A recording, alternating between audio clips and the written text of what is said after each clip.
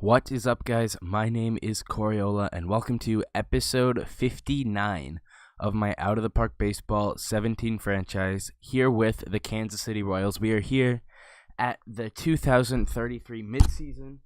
We are 36 and 20, first place in the American League Central by a few games, by 3 games over Detroit. We've won 4 in a row, and we approach the first-year player draft. So let's take a look at the team to see why we're doing so well. And at first glance, it's kind of hard to tell.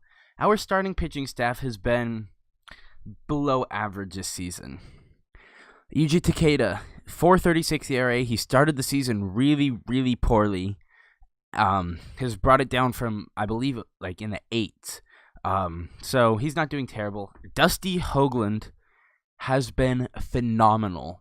Through 73 innings pitched, he has a 2.32 ERA, 73 strikeouts. He's been absolutely amazing for us. 8.9 strikeouts per 9, less than 2 walks per 9, and 0.7 home runs per 9. He's been phenomenal. His BABIP is lower, however, than it has been in his entire career, but he has played most of his career in Colorado, which could explain that. But his whip is also way down. That's also kind of reliant on hits. But his walks are down. His strikeouts are up. His home runs are down. He's been phenomenal. On pace for 5.5 wins above replacement. Brett Henry has been pretty inconsistent. Given up a lot of home runs, 2.1 home runs per 9, 5.33 ERA in 52 innings pitched. He's already given up 12 home runs, and that is not what we want from him. I believe he can bring that down. Kyle Bateman has not been too good to start the season. He is giving up 2.8 walks per 9, 1.7 home runs per 9, while only striking out 6.5 people per 9 innings. His BABIP is in 325. He's a 6.46 ERA through 54 innings pitched. But he is about to no longer be in our rotation. You'll see why after the draft. I like doing that. Alex Castro's been solid. Home runs a bit high. Walks is phenomenal. Strikeouts could be better.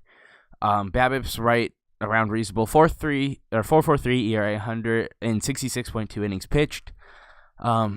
Pretty reasonable. Now, what's really led to our success, and this has always been key for the Royals in general, is our bullpen. Nick Jensen posting Wade Davis-like numbers with through 27 and a third innings pitched. He has a .99 ERA. He's only given up 3 earned runs on the season so far.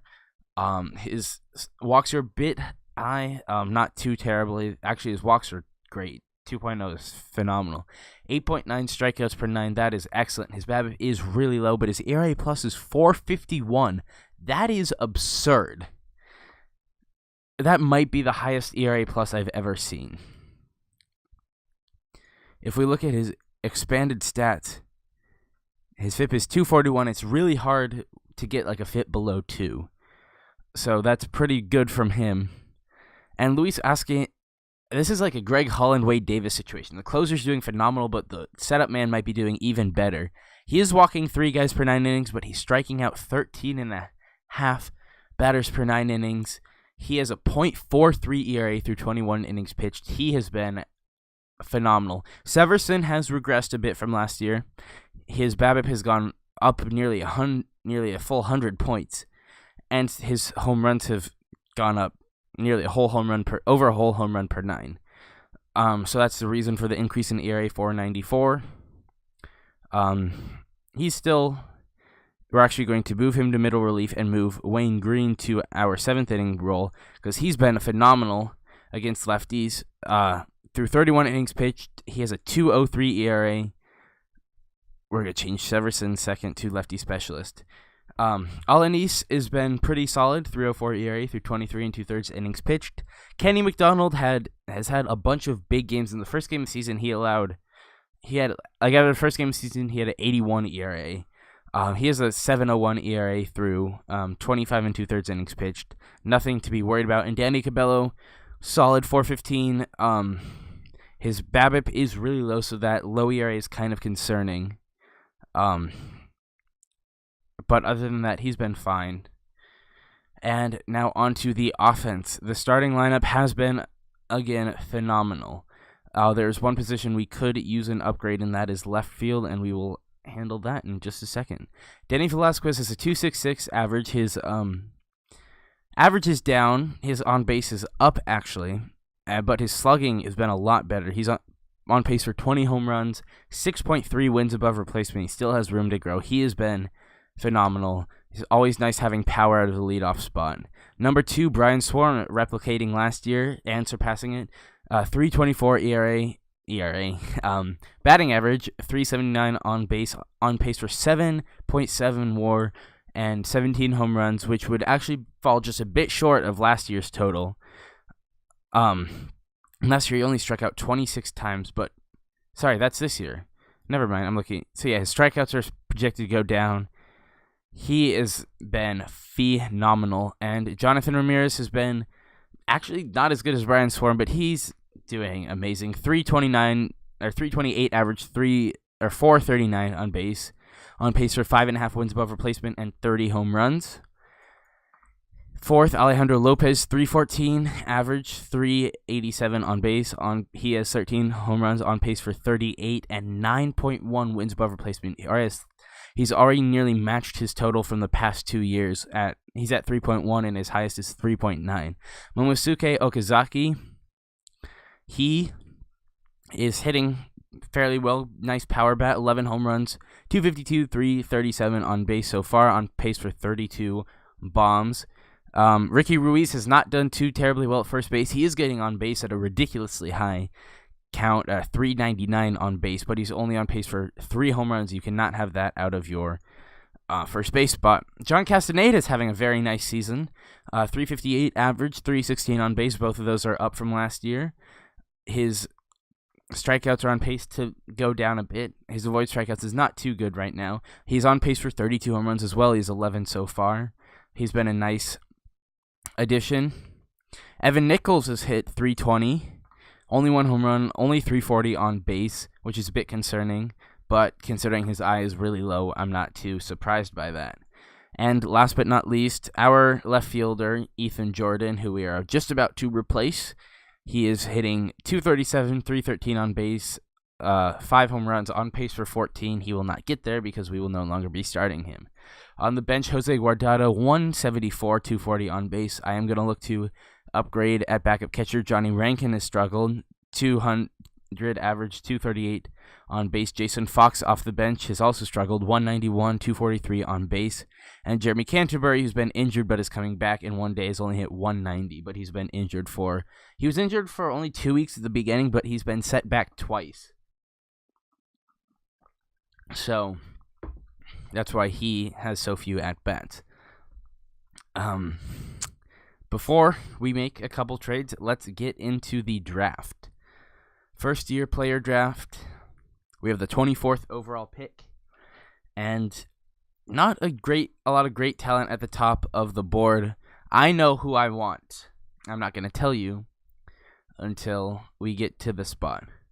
So Philly has a first overall pick, and they take Tom Schlutterman, who looks like a very good contact and on-base hitter.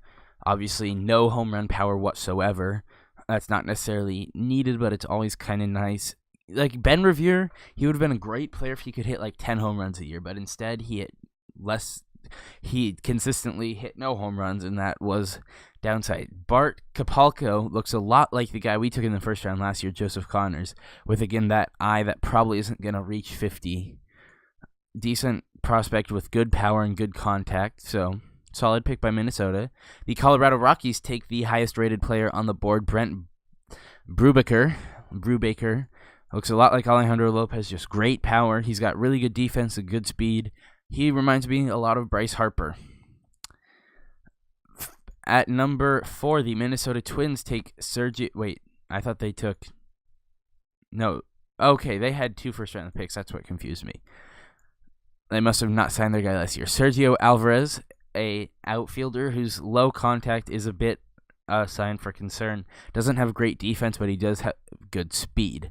The first pitcher goes off the board, and it's not who I thought it would be. It's John Landis. If that control would be just a bit better, I think he'd be a phenomenal player. But in high school, he had a 10.5 WAR season in just 122 innings pitched, only a .15 ERA. This is a guy I would have taken number 1 overall. Clifford Horn, a 21-year-old lefty out of Vanderbilt. He had a solid season in his college time, and he just looks honestly like the best player on the board. He's got really good control, really good stuff, and 4 solid pitches.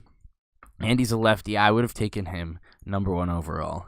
Now the next pitcher goes, and it's Jordan Martin, another pitcher I really liked. His movement is a bit low, but his pitches more than make up for it. He's got 3 really, really good pitches and really good stuff. Big strikeout guy. Now Oakland takes another pitcher, Lee Owen, who that third pitch definitely is a bit suspect.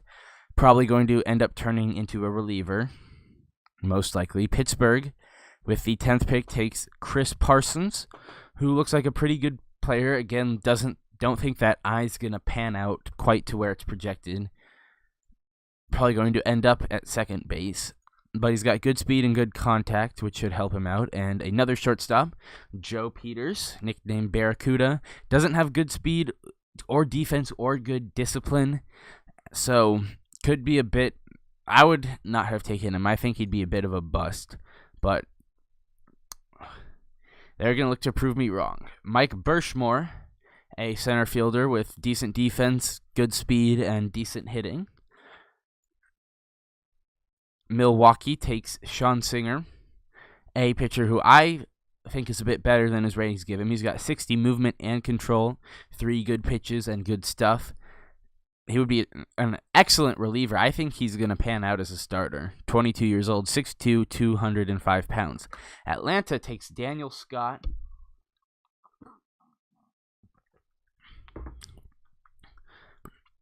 power hitting, left-handed right fielder. Again, don't think that discipline. It's very easy to spot when you discipline traits that not going to turn out. Nate Foster is the next pick. I didn't see what team. That control is really, really concerning to me. Probably going to end up reliever at best. That was Cleveland. Seattle takes Randy Richards. Not very good eye, but he's got good speed and good contact, so he should get on base quite a bit. Arizona takes Dante Usher, a center fielder who I really like personally. He's got all-around solid hitting, good speed, decent defense. Tampa Bay takes John Wells, a left-handed pitcher who I was looking at. He's got 2 really good pitches, a solid third, decent control now, should be better in the future, and good stuff, decent movement. Detroit takes Dustin Watley, who's, again, that third pitch is definitely a red flag, only 20 rating now. Usually those don't pan out. So probably going to end up in the bullpen. San Francisco takes another pitcher, but this time a reliever, who I think is going to be a pretty good reliever. Movement could be a bit higher, so could control, but he's got good stuff. San Diego takes a good catcher, who for some reason has good contact and good home run power, but not great gap power. But he's good about not striking out. Still have 4.5 stars left, but 2 of them are relievers. Now 21, Chicago, it goes with pitcher Dan Burrows, who I think is going to be pretty good. The stuff is a bit low, so he's probably going to be a 4 or 5 pitcher, but that's not terrible. Here's a lefty with really good potential, but a lot of ways to be tripped up along the way. Mostly his control and his changeup. And Washington, right before us, takes Jaden Branch, who I would have taken, but he's not the guy I wanted.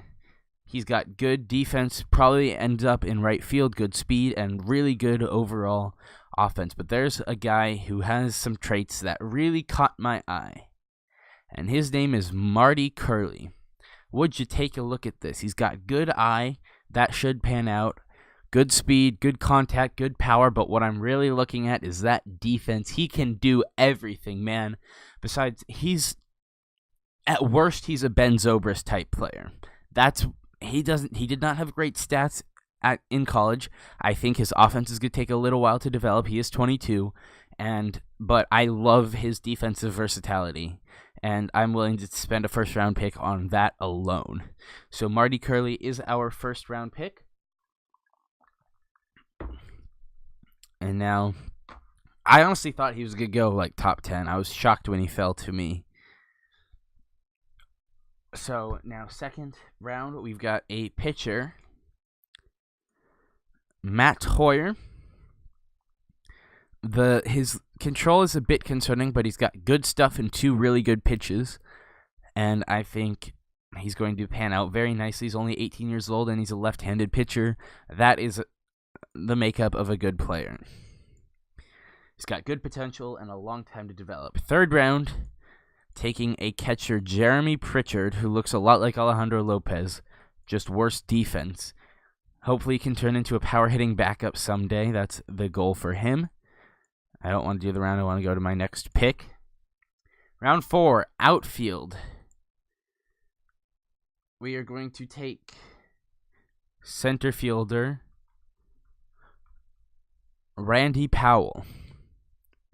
Good discipline is what I'm looking at. Got good speed and looks like his defense can develop a bit more. Out of high school, looks like a raw but potentially talented player. I did not click that. I want to click next pick. Again, Nigel Wilson's first draft, so he's got something to prove here. Round 5, we are taking another pitcher. This time, we're taking Joe Johnson, another lefty who's got 4 good pitches, good stuff. Control's a bit low. I think he's going to pan out decently at least. And he's another lefty for the farm system. So on to round number 6, and now we've got 3 shortstops in a row. First up is Paul Cantrell. He is impossible, but I do like his ratings enough to offer him however much money he wants. 17 years old. Gonna get a nice big paycheck. And now we are going to take Mike Novak, the next best shortstop, who's got good contact, good avoid strikeouts, so good on base guy. He's not gonna walk a lot, but he's got good speed and good defense. Looks like a good backup, versatile infielder. And you guessed it, the next guy off the board is going to be Dave Sindon. I don't think the power and I are going to pan out like this, but he could turn into like an Evan Nichols type player with good speed. Not elite defense. That is a bit of a concern, but not a lot of times in these drafts do these late round prospects really pan out.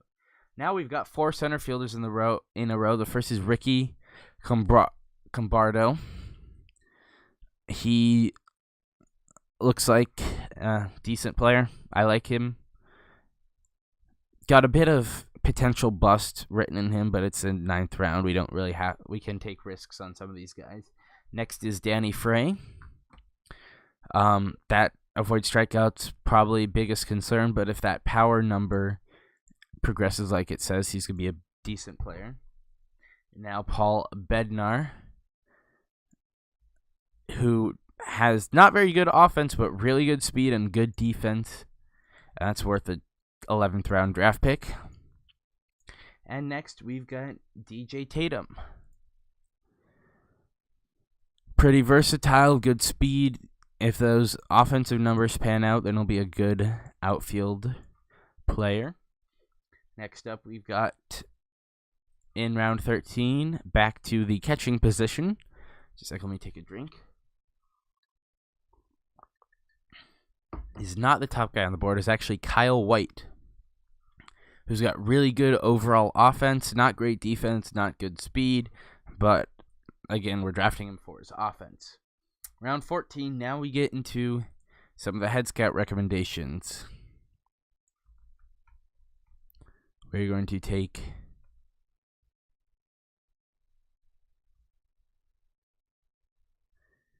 a man who is not on the board. Okay, this is round 14. They promised me Gary Bills would be on the board. Did he get taken? He did just a couple picks ago by the Mets. Decent pitcher. Hopefully, I was hoping he could turn into something. But instead, I guess we're just going to go with the scout recommendation, David Reynolds. I've got the rest of the rounds mapped out, so just might as well just draft who the head scout thinks is who Nigel Wilson thinks is going to be the best. Round 15, we've got a infielder, Pat Alderman. Good defense, good speed. Hopefully his offense pans out. Round 16, back to the catchers, and we're not taking the best again. We're taking Juan Carrasco this time. He's got good offense across the board, I should say. So he will be our 16th pick, round 17. Going to first base now, taking man who is not here. Where did Johnny Farnham go?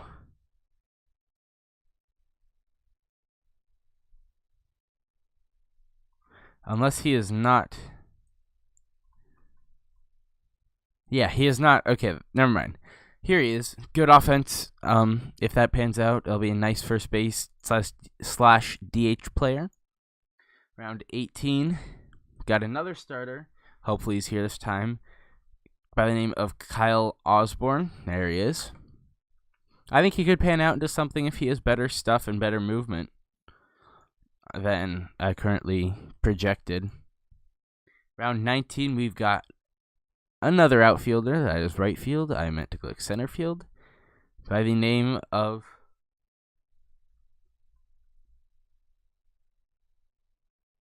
was he up top? Yes, here is Frank Rivera.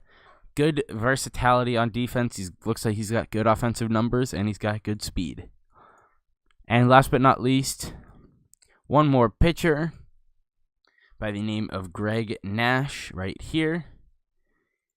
He's got decent stuff, decent pitches. Hopefully he can pan out into something a bit more than that, and that'll be it for the draft. And now we can go on to the trades I have promised after we negotiate with draftees. 2 impossibles. Paul Cantrell will offer the money to. Gene Ray, shortstop. He just has a set demand. We are not going to meet that. We will meet it for Cantrell. $3,200,000. Now on to the trades. First up, we've got the Texas Rangers. We need a good 5th starter, and I think Paul Kraft he's a lefty. He could use a fresh start. He's got really good peripherals. I assume his FIP he's got good. Is it peripherals? His FIP is much lower than it is now. He's only on a 1-year deal. He has a team option for next year. It is a $2.2 million buyout, but I do like him, and all we have to give up is give them back Ricky Ruiz, who is on pace for a decent season. I don't really like him at first base. Doesn't hit for power. So we will take Paul Kraft as our 5th starter. So we are going to send Bateman down to AAA. His ratings have gone up, but he's just not quite ready yet. And so we add the veteran Kraft. Are we down a pitcher or infielder? 5, 6, 7, 8, 9, 10. We're down a fielder. So he will insert himself into the 4th starter spot. And now for our second trade of this episode. We're going to go over to our division rival, the Minnesota Twins. And we are going to get Jabari Mills. He's going to play first base for us. He hits for more power. Not as good average. But I do hope he gets more power for us, and he can back up the outfield for us. He's a nice left-handed bat. All we have to give up is Jose Guardado, our backup catcher who is struggling mightily and has really never hit well for us. He is 26 years old, but I have, again, another option for backup catcher, and that is with the St. Louis Cardinals. We are going to get John Whitesides, a good backup catcher with good defense who's having a really nice season, and a first base prospect, Matt Wagner, who looks like he's going to be Rio Ruiz 2.0. But he's got a while, and we do have to give up a decent prospect, but Robbie Wyatt, he doesn't have good fifth pitch or control. I don't think the OSA ratings are going to be accurate. Might turn into a good reliever. And also a couple low-level prospects, Mario Coronado and Corey English. Could we do this without Wyatt? No, he's the best one to put in this offer, so we will. Getting back a good first base prospect and a good backup catcher. So we will send Wagner to AAA after we put him on the 40-man roster. No, I do not want to release him. I want to send him to AAA. And on the active roster, we will put Whitesides and Mills. See what... Yep, that's the... Except one thing I would like to change. I want... Brian Swarm's not even starting. He's what? Excuse you. Try again.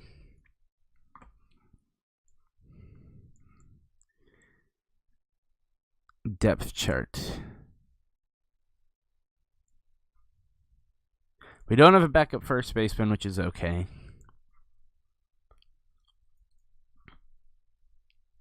Okay, so I'm going to switch Swarm and Nichols. I'm going to switch Castaneda and Mills. And now I want a new left fielder. And we're actually going to move Okazaki into left field, replacing Ethan Jordan.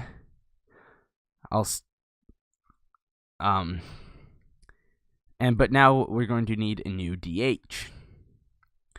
And we are going to get that from Toronto.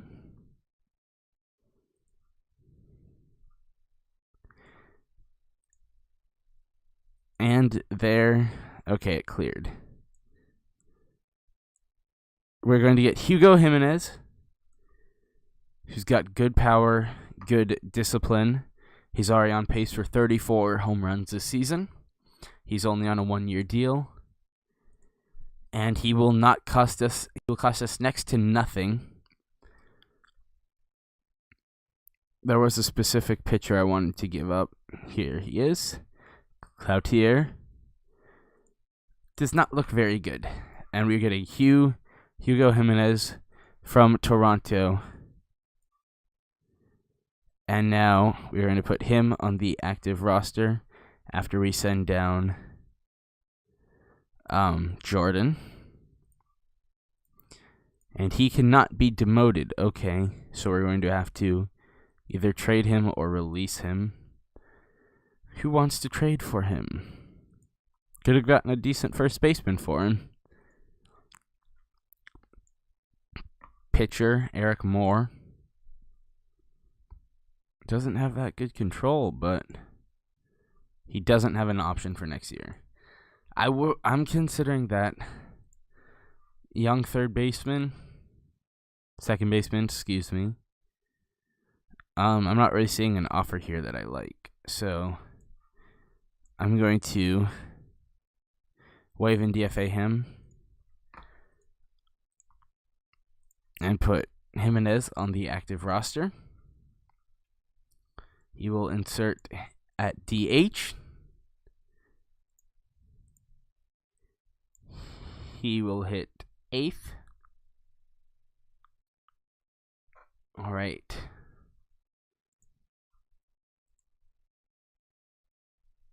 And now we will have, when Canterbury gets back, we will have a bit of an excess in the outfield, but Mills is playing first. I wonder what would happen if I set his position there. Would his rating go up? It would, quite nicely. All right, so back down to 5 outfielders, 1 playing DH, the rest starting. We'll put Jason Fox at backup first base. That was not what I wanted to do. All right, there we go. So I'm going to copy this, paste, and paste. Now let's see what to do here. I want Swarm starting. Wrong position, there we go. Yeah, this is how I want to do it. Alright. Ask for a depth chart. And Swarm's already hitting second. Perfect. Put Fox at backup first.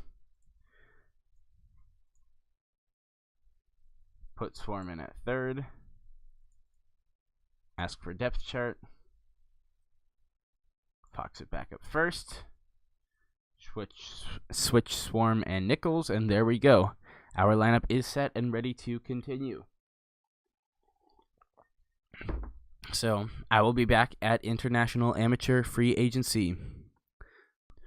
All right, we are back here at July 2nd, the beginning of International Amateurs, and the Kansas City Royals are 51-29, remaining easily in first place. Now 8 games ahead of the Detroit Tigers. Let me just say that Ken Kraft has been a great addition to this team. He's got his season ERA already down to 4.58, and his ERA with the Royals so far is 2.81. He's been very, very good with us, even though his rating is dropping a bit, but he's been phenomenal. Hoagland has started to struggle a bit. His ERA is kind of neutralized a bit. Still doing really well. I mean, 2.96. His BABIP has come up, as you can see. And Jensen and Ascencio have both regressed a little bit. Kenny McDonald is still struggling, and I'm considering sending him down and calling up someone like Adam J. Or Felix Cordova. Jay's having a really good season down in AAA. 25 years old, really good prospect. Cordova not having as good of a season. And I think I like Jay's ratings better. So yeah, we're going to send down McDonald and bring up Adam J. It's out of options. Never mind.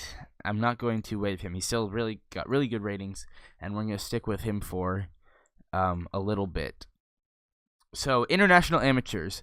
There's a few people here. We've got David Mendez, center fielder, Mel Valdez, a pitcher, Roberto Cortez, another pitcher, 2 more pitchers who I'm not really impressed with, and then Alejandro Castro, a shortstop who I actually do like quite a bit. So, but I'm going to offer Mel Castro $3.1 million. I doubt he's going to accept this.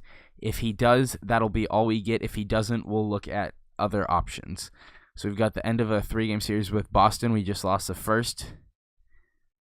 Actually, I think this was a 4-game series. I think we played the last game on the 31st. And John Castaneda's going to be out for a week. That's okay. Hugo Jimenez wants an extension. He's doing decent so far. Has not had the power numbers I was hoping for during his time here in Kansas City.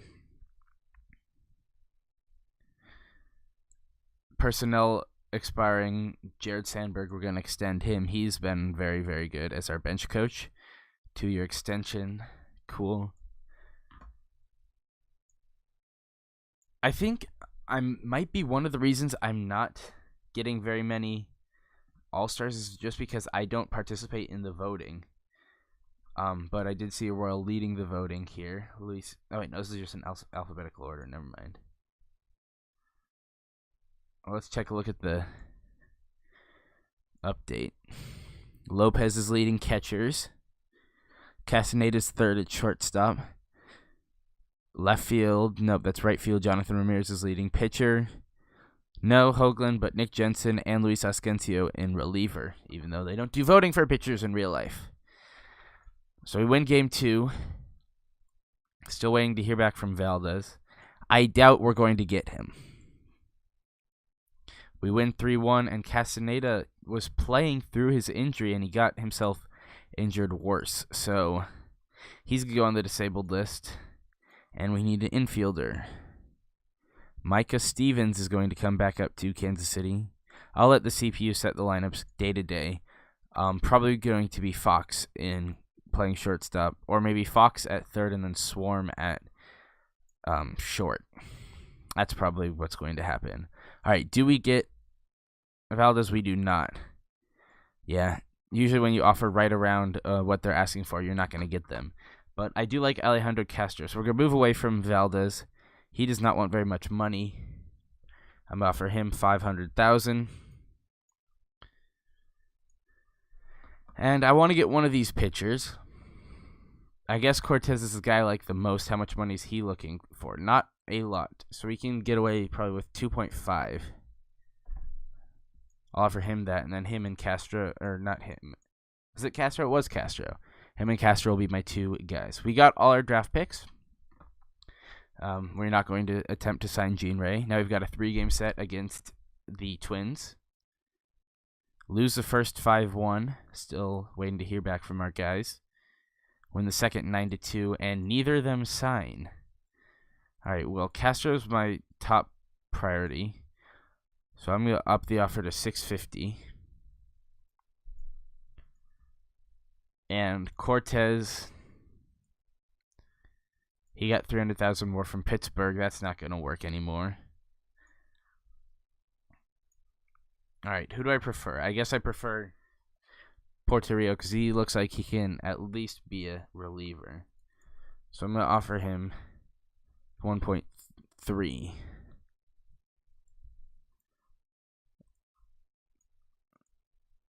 So let's see what they say.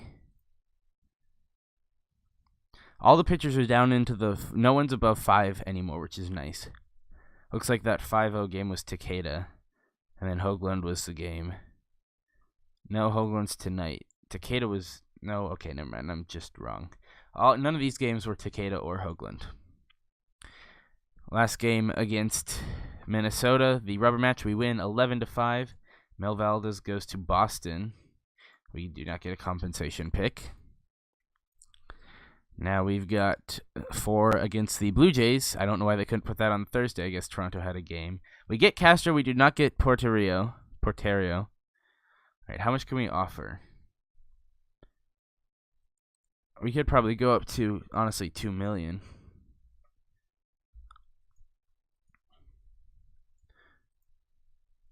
I'm cool offering him that. All right, doubleheader versus the Blue Jays. We split, lose the first, win the second. Game 3, we lose, sign Porterio. All-Stars will check after today's game. And we win 14-1 the day before the All-Star game. All right, final rosters. Who we got? We got Ascencio, Jensen, Lopez, and Ramirez. 4 All-Stars. Pretty good. Pretty good for us. Still sitting handily in first place. We do not have much money. We just have 3.5 left to spend. How much is Toribio getting offered? Too much. What about Omar Garza? I do not want Omar Garza. About one of these guys. I'll give Valenzuela an offer. I'll give him $300,000. See what he says to that. And we see through the All-Star break. I might look to make another upgrade at DH. Alberto Castro goes to the Diamondbacks because Jimenez hasn't exactly been what I've wanted. The American League wins 9-8. Valenzuela says no, so we will not be able to increase some money on him.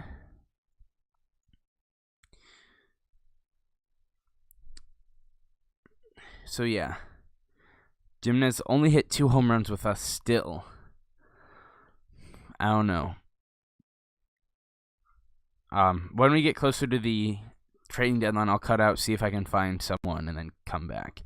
If I can or cannot, regardless. I'll stop before the Oakland series. But first we've got 3 against Chicago. We lose the first. Win the second.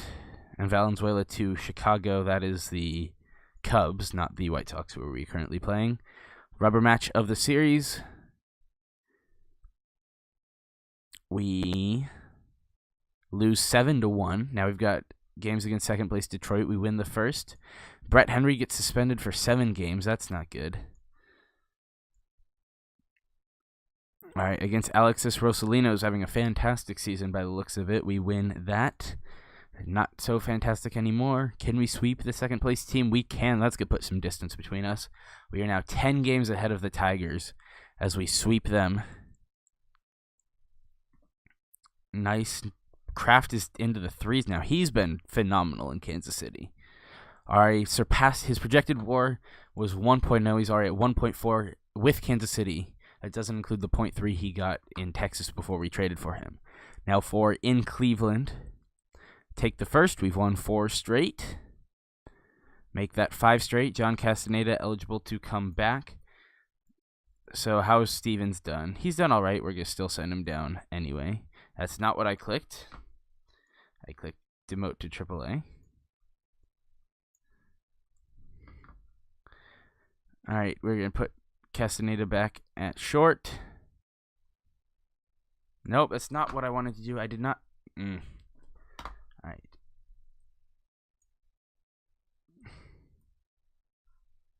Come on. I'm just trying to drag.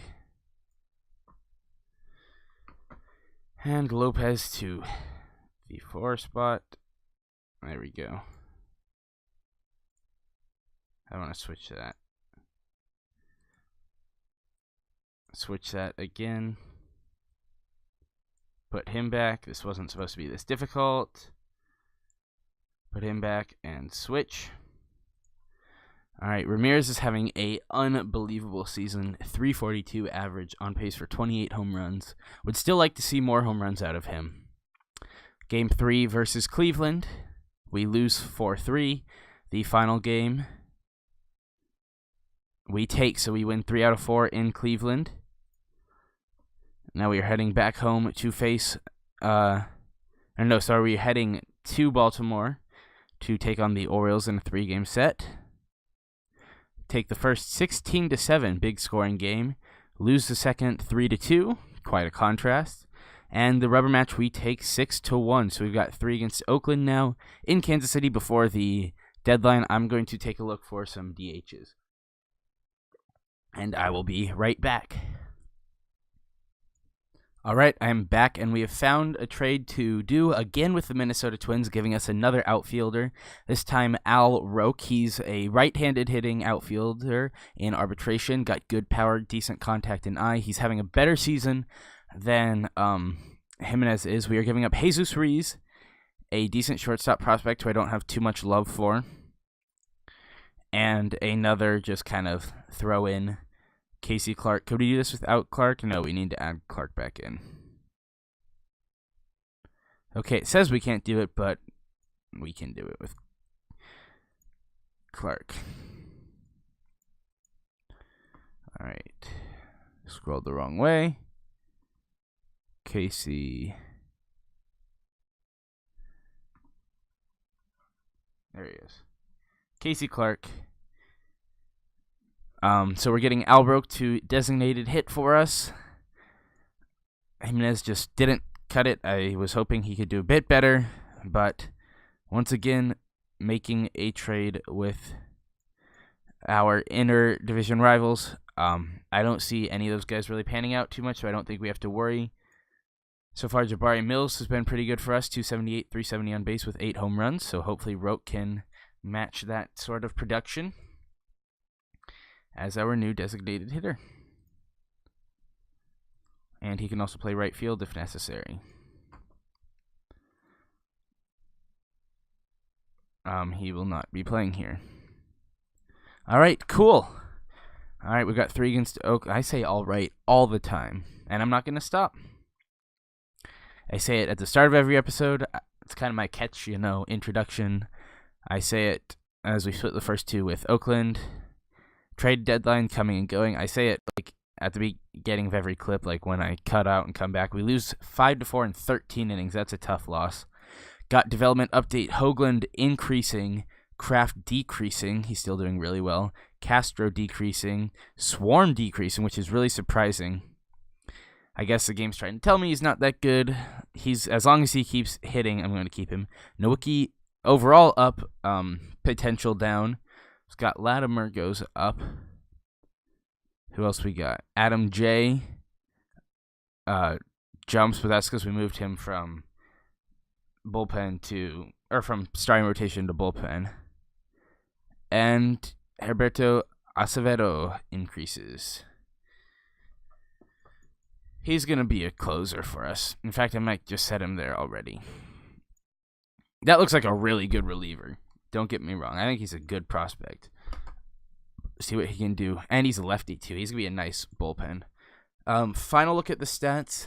Takeda 405, Hoagland 308, Henry 450, Kraft 412, in his time with Kansas City 283, Castro 480. Bullpen, Jensen 131, Ascencio 152, Green up to 460, Alanis 335, Severson down to 350, McDonald down to 554, Cabello 371. Offense, Velasquez 266, 10 home runs, Swarm 331, 9 home runs, Ramirez 331, 22 home runs, Lopez 294, 17 home runs, Okazaki 234, 15 home runs, Castaneda 269, 14 home runs, Jabari Mills 270, 365 on base, 8 home runs, Al Roque in his time at 273 in those 3 games, and Evan Nichols 316, 344 on base, and 4 home runs. So unless something dramatic happens where the division gets close towards the end of the season, I will see you all back in hopefully the ALDS. So I thank you guys for watching. I hope you did enjoy. I definitely enjoyed making this episode. I will see you all next time. Thank you for watching, and goodbye.